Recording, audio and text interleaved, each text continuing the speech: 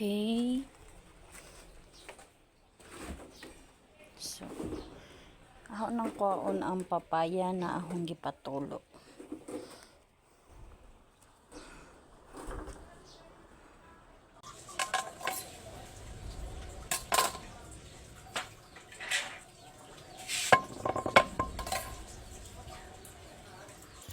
Ug karon no, nagsugod na ko og panit sa papaya. So mauna na ako nang gipanitan isa-isa. So naglisod pa ko din panit kay dangog manggod ang tagok. So mauna panghipos na pud na ko anam-anam magpanit. Duha na ka papaya akong gipanitan. So kana na.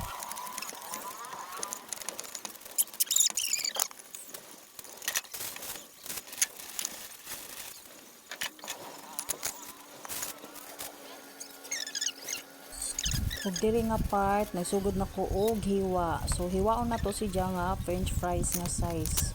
So kana gipantanggal sa og mga seeds dia sod no. Ug kana aho nang gipangkat sila nga size bite. Ug karon gikalawan pa nako ang kapayas kay medyo puwa manggod siya pero dapat hilaw mangyud dapat. So wa man tay laing choice kay mao may nakuhaan.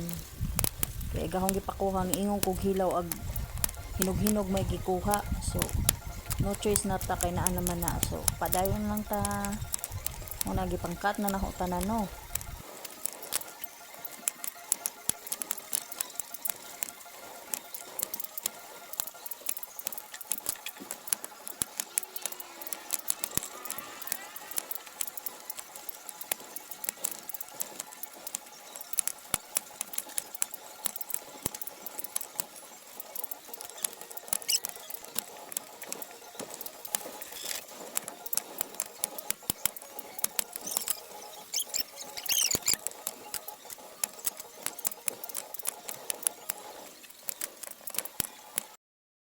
Kung diri nga part, so magpabukaw na tag ininit butang na tag iswete para dili luspad ang atong french fries.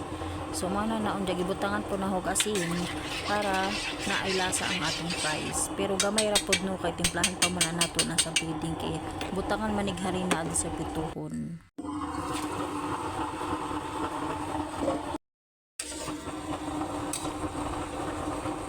Para na siyang hinog. Dito natin lulutuin yung bongbong. Slight lang kasi kuprito din pa ko. Kunin na natin to kasi baka ma-overcook. Mamaya